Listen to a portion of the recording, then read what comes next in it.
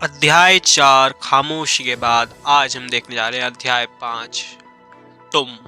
और तुम से एक बहुत अच्छी शायरी थी किसी की जो कि मैं कहना चाहूँगा। कैसे बताऊं मैं तुम्हें, मेरे लिए तुम कौन हो?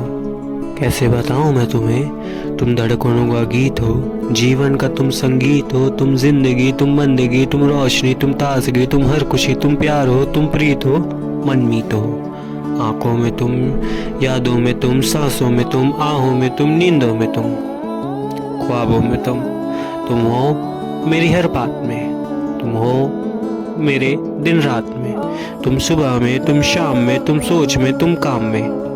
मेरे लिए पाना भी तुम, मेरे लिए खोना भी तुम, मेरे लिए हंसना भी तुम, मेरे लिए रोना भी तुम, और जागना सोना भी तुम। जाऊं कहीं, देखूं कहीं, तुम हो वहाँ, तुम हो वही। कैसे बताऊं मैं तुम्हें, तुम बिन तुम्हें कुछ भी नहीं। कैसे बताऊं मैं तुम्हें, मेरे लिए तुम कौन हो? चलो बढ़ते हैं हम अध्याय के ऊपर।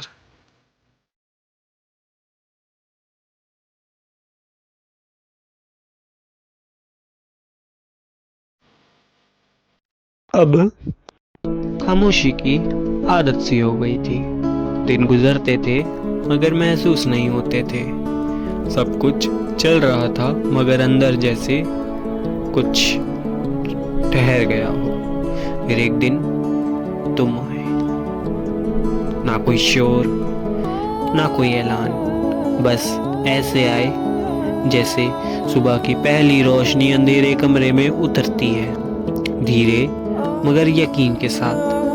पहले तो यकीन ही नहीं हुआ कि कोई बिना मतलब भी रुक सकता है, बिना सवाल किए भी हाल पूछ सकता है। तुम्हारा एक साधारण सा कैसे हो में भी अजीब सा सुकून था, जैसे बरसों बाद दिल ने राहत की सांस ली हो। मैंने खुद से कहा, ज्यादा मत सोच, ये लोग रुकते नहीं, मगर तुम रुके और धीरे धीरे मेरी खामोशी को समझने लगे। तुम सवाल कम करते थे मगर समझ ज्यादा लेते थे, और शायद यही बात सबसे अलग थी। तुम्हारे साथ खामोशी में भी अजीब नहीं लगता था, क्योंकि वो बोझ नहीं सुकून लगता था। पहली बार महसूस हुआ हर रिश्ता शोर से नहीं होता, कुछ रिश्ते खामोशी में भी धड़कते हैं। मुझे याद है वो लम्हा जब मैं हंसा था, बिना सोचे, बिना खुद को रोके, और हंसने के बाद अचानक डर गया, क्योंकि मैं भूल चुका था मैं ऐसा भी था कभी। तुम्हारे आने से जिंदगी परफेक्ट नहीं हुई मगर थोड़ी आसान जरूर हो गई। रातें अभी भी लंबी थी पर उतनी तनाव नहीं। सफर अभी भी वही था मगर अब कोई साथ चल रहा था। अजीब बात जानते हो, तुमने मुझे बदला नहीं, तुमने बस मुझसे खुद वापस मिलवा दिया। वो पुरानी मुस्कान, वो हल्की सी उम्मीद जो कहीं खो गई थी, तुम उसे चुपचाप वापस रख गए।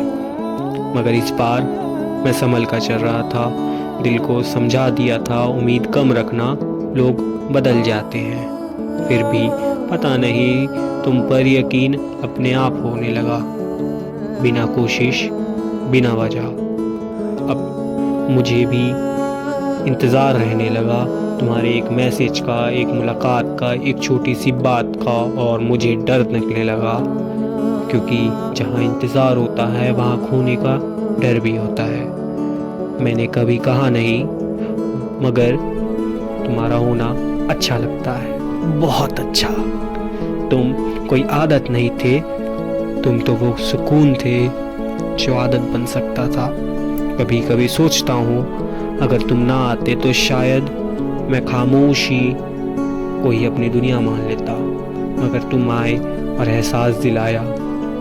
दिल अभी धड़कता है, मगर एक बात मैं तब भी जानता था, कुछ लोग हमारी ज़िंदगी में हमेशा रहने नहीं आते, कुछ लोग आते हैं हमें फिर से जिंदा करने और चले जाते हैं। शायद तुम मेरी कहानी का मुकम्मल हिस्सा नहीं थे, बस एक खूबसूरत सा अध्याय थे जिसे पढ़कर मैंने फिर से महसूस करना सीख लिया।